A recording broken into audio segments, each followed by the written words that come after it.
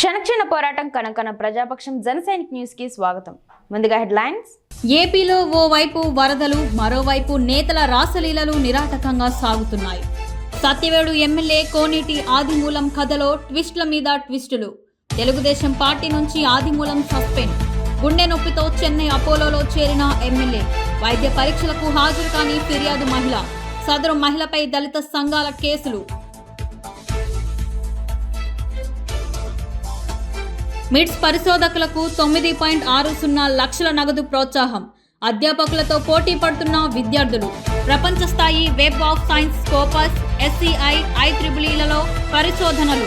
Correspondent Vijay Bhaskar చౌదరికి కృతజ్ఞతలు తెలిపిన కళాశాల పరిశోధకులు.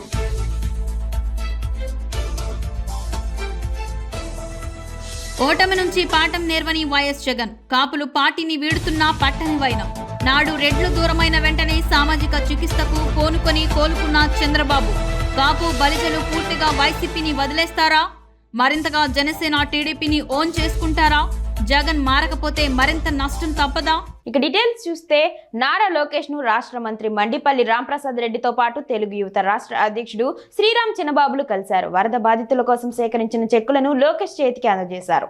ఆంధ్రప్రదేశ్ రాష్ట్ర రవాణా యోజన క్రీడా శాఖ మంత్రివర్యులు మండిపల్లి రాంప్రసాద్ రెడ్డితో కలిసి తెలుగు యువత రాష్ట్ర అధ్యక్షులు శ్రీరామ్ చిన్నబాబు మంగళవారం ఐటీ మంత్రి నారా లోకేష్ బాబుని కలిసి వరద బాధితులను ఆదుకునేందుకు పలువురు ఇచ్చిన చెక్కులను ఆయన చేతికి అందజేశారు. ఈ సందర్భంగా తెలుగుదేశం నాయకులు కృషిని లోకేష్ బాబు ప్రత్యేకంగా అభినందించారు. ఎల్లవేళలా పార్టీ శ్రేణులకు అండగా ఉండాలని సూచించారు. ఈ కార్యక్రమంలో చౌడేపల్లి మండల అధ్యక్షులు రమేష్ రెడ్డి మరియు టీడీపీ నేతలు పాల్గొన్నారు. నిమజ్జనం కోసం ఘోరంగా కొట్టుకున్న యువకులు. వినాయకుని నిమజ్జనం విషయంపై యువకులు బహిరంగంగా ఘర్షణకు దిగిన ఘటన మదనపల్లెలో జరిగింది. స్థానిక సొసైటీ కాలనీలో భాస్కర్ పాల డిపో సమీపంలో వినాయకుడి మండపం ఏర్పాటు చేశారు. ఈ క్రమంలో సోమవారం పూజలు ముగించారు. సాయంత్రం నిమజ్జనం చేయాలని ఓ వర్గం, మంగళవారం చేద్దామని మరో వర్గం వాగ్వాదానికి దిగారు. మాటా పెరిగి పరస్పరం దాడులు చేసుకున్నారు. ఈ ఘటనపై పోలీసులు విచారణ చేస్తున్నారు.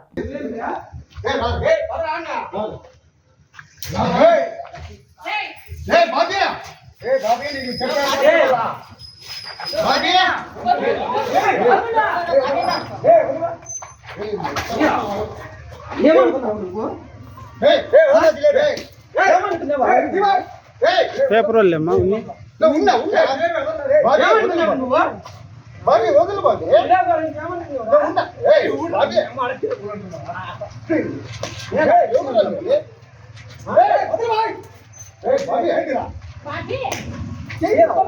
ఆ ఉపాధ్యాయులు వద్దు నిరసన తెలిపిన తల్లిదండ్రులు. స్కూలుకు ఆ ఉపాధ్యాయులు వద్దని, తమకు పాత ఉపాధ్యాయులే కొనసాగాలని విద్యార్థుల తల్లిదండ్రులు నిరసన తెలిపారు. అన్నమయ్య జిల్లా మదనపల్లె కృష్ణానగర్ పురపాలక ప్రాథమిక పాఠశాలలో పనిచేసే ఉపాధ్యాయులను అధికారులు ఇటీవల వేరే పాఠశాలకు మార్చేశారు. ఇది తెలుసుకున్న పిల్లల తల్లిదండ్రులు మంగళవారం స్కూల్ వద్దకు చేరుకొని పాత వాళ్ళనే ఉంచాలి, కొత్త ఉపాధ్యాయులు కృష్ణా స్కూల్కు వద్దని ఆందోళన చేపట్టి నిరసన తెలిపారు. మారిస్తే తమ పిల్లలను పాఠశాలకు పంపించేది లేదని తేల్చి చెప్పారు. ఈ నిరసన వెనుక ఏదో కుట్ర దాగి ఉందని స్థానికులు ఆరోపించడం విశేషం. హెల్పింగ్ మైండ్స్ సేవలకు విశిష్ట గౌరవ భారత సేవారత్న అవార్డుకు ఎంపిక. అవార్డు ఎంపిక పట్ల హర్షం వ్యక్తం చేసిన హెల్పింగ్ మైండ్స్ బృందం సెప్టెంబర్ 14న ప్రముఖుల చేతుల మీదుగా అవార్డు అందుకోనున్న హెల్పింగ్ మైండ్స్ వ్యవస్థాపకుడు అబూబక్కర్ సిద్దిక్.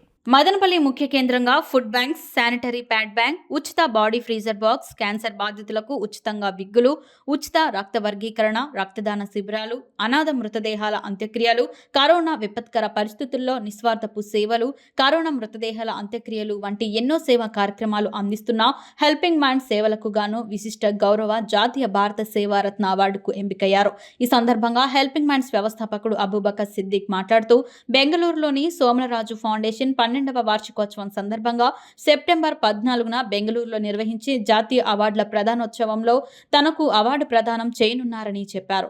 సామాజిక సేవలో విశేష కృషి చేసిన స్వచ్ఛంద సేవకులకు, సమాజానికి సేవ చేసిన వారిని గుర్తించి వారికి అవార్డులు ప్రదానం చేయనున్నారని తెలిపారు. తన సేవలను గుర్తించి భారత సేవా రత్న అవార్డుకు ఎంపిక చేసిన సోమలరాజు ఫౌండేషన్ వారికి కృతజ్ఞతలు తెలిపారు. డిఎస్సి అభ్యర్థులకు ఏపీలోని కూటమి ప్రభుత్వం గుడ్ న్యూస్ చెప్పింది.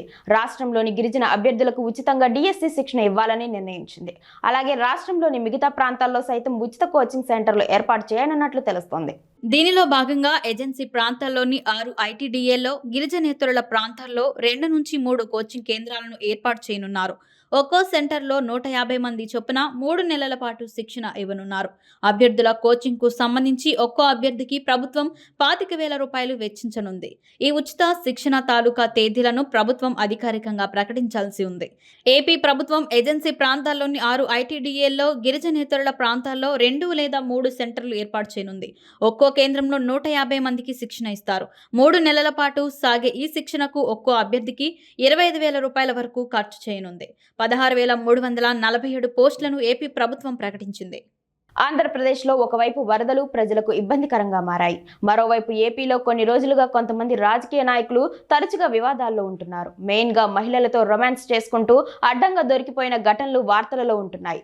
ప్రస్తుతం సత్యవేడు ఎమ్మెల్యే సొంత పార్టీ నాయకురాలతో రొమాన్స్ చేసిన ఘటన హాట్ టాపిక్గా మారింది. అదే అనేక మలుపులతో టీవీ సీరియల్ తరహాలో సాగుతూ అందరినీ ఆకర్షిస్తోంది. సత్యవేడు ఎమ్మెల్యే ఆదిమూలం తనపై అత్యాచారం చేశాడని తెలుగు మహిళా మండల అధ్యక్షురాలు వరలక్ష్మి ఆరోపించారు. తిరుపతిలోకి ఒక గెస్ట్ హౌస్ కు రప్పించి 3 పర్యాయాలు అత్యాచారం చేశాడని తెలిపింది. అంతేకాకుండా ఆమె తన భర్తతో హైదరాబాద్ కు సైతం వచ్చి సోమాజిగూడ ప్రెస్ క్లబ్ లో మీడియా సమావేశం సైతం ఏర్పాటు చేసి తనకు జరిగిన అన్యాయం గురించి వాపోయింది. మరోవైపు ఈ ఘటన దుమారంగా మారడంతో సీఎం చంద్రబాబు ఈ ఘటనపై సీరియస్ అయ్యి ఆదిమూలంను పార్టీ నుంచి సస్పెండ్ చేశారు. ఈ ఘటనపై పూర్తి నివేదిక ఇవ్వాలని కూడా ఆదేశించారు. మరోవైపు ఆదిమూలం ఒక్కసారిగా హెల్త్ బాగోలేదని కూడా చెన్నైలోని ఆసుపత్రిలో అడ్మిట్ అయ్యారు. ఈ ఘటనపై కేసు నమోదు చేసుకున్న చెన్నై పోలీసులు సదరు బాధితురాలిని వైద్య పరీక్షల కోసం రావాల్సిందిగా పలుమార్లు చెప్పినట్లుగా తెలుస్తోంది. కానీ ఆమె మాత్రం తన హెల్త్ బాగోలేదని, తనకు కొంత గడువు కావాలని కోరినట్లు తెలుస్తోంది. మరోవైపు 2 రోజుల క్రితం మీడియా ముందుకు వచ్చిన ఆమె తనకు రాజకీయంగా ఎలాంటి సపోర్ట్ లేదని, తనకు భయమేస్తుందని చెప్పారు. తాను సూసైడ్ చేసుకుంటానంటూ కూడా ఆమె సోషల్ మీడియాలో పోస్టులు సైతం పెట్టినట్లు తెలుస్తోంది. ఈ క్రమంలో ఆమెను ఎవరైనా బెదిరించారా అనే అనుమానాలను రేకెత్తిస్తోంది. ఇదిలా ఉంటే ఆదిమూలం మీద అత్యాచారం కేసు పెట్టిన మహిళ మీద సత్యవేడు ప్రాంతంలోని దళిత సంఘాల నాయకులు ఆగ్రహం వ్యక్తం చేస్తున్నారు. రాజకీయంగా ఎదుగుతున్న ఆదిమూలం లాంటి దళిత నాయకుడిని తొక్కేయడానికే ఆ మహిళ ఇలాంటి ఆరోపణలు చేస్తూ కేసు పెట్టిందని ఆగ్రహం వ్యక్తం చేస్తున్నారు. అంతేకాకుండా సదరు మహిళ మీదనే తిరుపతి జిల్లాలోని పలు పోలీస్ స్టేషన్లలో వారు కేసులు నమోదు చేసుకున్నారు. దీంతో కొంతమంది నాయకులు దీనిపై ఆశ్చర్యం వ్యక్తం చేస్తున్నట్లు తెలుస్తోంది. 72 ఏళ్ల వయసులో కావాలని ఇలా ఇరికించారంటూ కూడా ఆదిమూలంకు స్థానికులు సపోర్ట్ చేస్తున్నారు. ఇలా సత్యవేడు ఘటనలో ట్విస్టుల మీద ట్విస్టులు చోటు చేసుకుంటున్నాయి. సామాజిక వర్గాల పరంగా కాపుల ప్రభావం తాజా ఎన్నికల్లో బాగానే కనిపించింది. బాగా అనే కంటే కూడా ఇంకా బాగా పనిచేసిందని చెప్పాలి. జనసేనను గెలిపించుకునేందుకు ముఖ్యంగా పవన్ కోసం కాపులు ఏకతాటిపైకి వచ్చారు. ఫలితంగా కాపు సామాజిక వర్గం ప్రభావం ఎక్కువగా ఉన్న అన్ని జిల్లాల్లోనూ వైసీపీ తుడిచిపెట్టుకుపోయింది. తూర్పు, పశ్చిమ గోదావరి జిల్లాల్లో ఒక్క సీటు కూడా దక్కించుకోలేదు. అయితే ఓటమి అనంతరం జగన్ కాపుల పట్ల అంటీ ముట్టనట్లు వ్యవహరిస్తూ ఉండడంతో కాపు బలిజలు పూర్తిగా వైసీపీకి రామ్ పలకనున్నట్లు తెలుస్తోంది. ఇక రాయలసీమలో బలిజ సామాజిక వర్గం ప్రభావం ఎక్కువగా ఉన్న నేపథ్యంలో ఇక్కడ కూడా 7 స్థానాలు మినహా మొత్తంగా కూటమి తుడిచిపెట్టేసింది. సహజంగా ఇంత రిజల్ట్ వచ్చినప్పుడు దీనిని కోల్పోయిన పార్టీగా వైసీపీ అలర్ట్ అవ్వాలి. గతంలో 2019 ఎన్నికల్లో రెడ్డి సమాజం మొత్తం టీడీపీని వదిలేసింది. రెడ్లు బలంగా ఉన్న నియోజకవర్గాల్లో, జిల్లాల్లో ఆ పార్టీ ఒక్కడంటే ఒక్క సీట్ను కూడా దక్కించుకోలేకపోయింది. దీంతో అలర్ట్ అయిన చంద్రబాబు వెంటనే తన పార్టీలోని రెడ్డి నేతలను రంగంలోకి దింపి మంతనలు జరిపారు. ఇదే తర్వాత కాలంలో రెడ్లను పార్టీకి చేరువ చేసింది. ఈ తరహా వ్యూహాలు వేయడంలో వైసీపీ విఫలమవుతోంది. తాజాగా కాపు సామాజిక వర్గం మరింతగా వైసీపీకి దూరమైంది. ఏ సమస్య ఉన్నా తమ వారితోనే చర్చించాలని నిర్ణయించింది.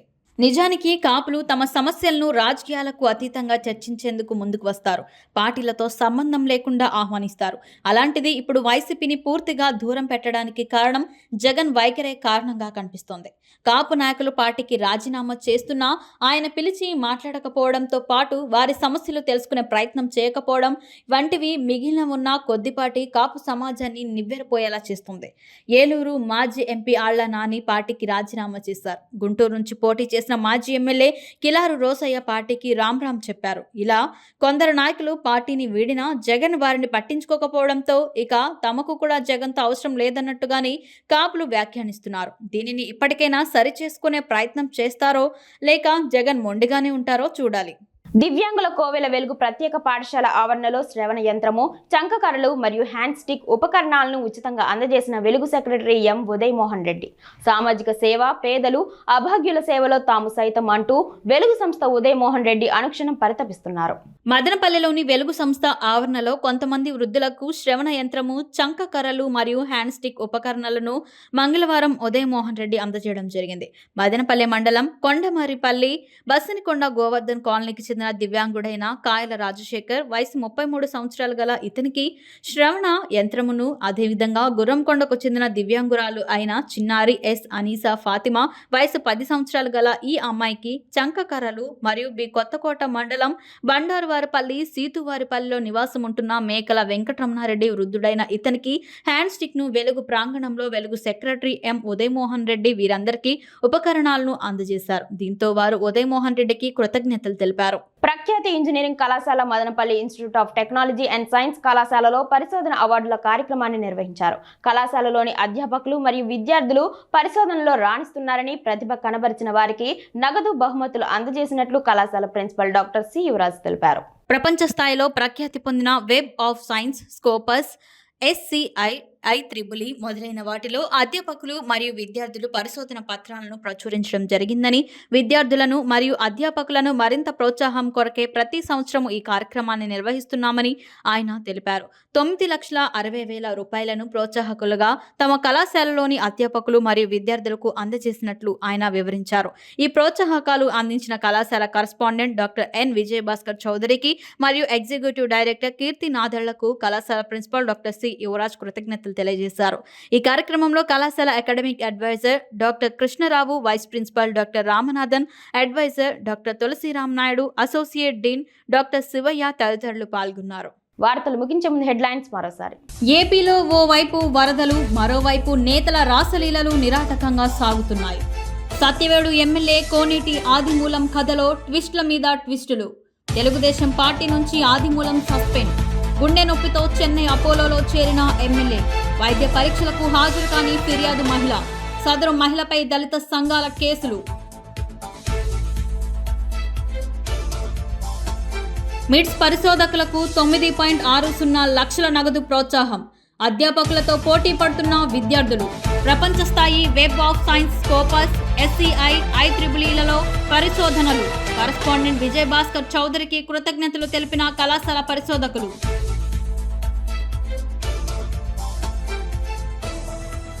ఓటమి నుంచి పాఠం నేర్వని వైఎస్ జగన్. కాపులు పార్టీని వీడుతున్నా పట్టని వైనం. నాడు రెడ్లు దూరమైన వెంటనే సామాజిక చికిత్సకు కోలుకున్న చంద్రబాబు. కాపు బలిజలు పూర్తిగా వైసీపీని వదిలేస్తారా? మరింతగా జనసేన, టీడీపీని ఓన్ చేసుకుంటారా? జగన్ మారకపోతే మరింత నష్టం తప్పదా? క్షణక్షణ పోరాటం కణంకణం ప్రజాపక్షం జనసైనిక్ న్యూస్ ఇంతటితో సమాప్తం. తిరిగి రేపటి బులెటిన్లో మళ్ళీ కలుసుకుందాం. అంతవరకు సెలవు, నమస్కారం.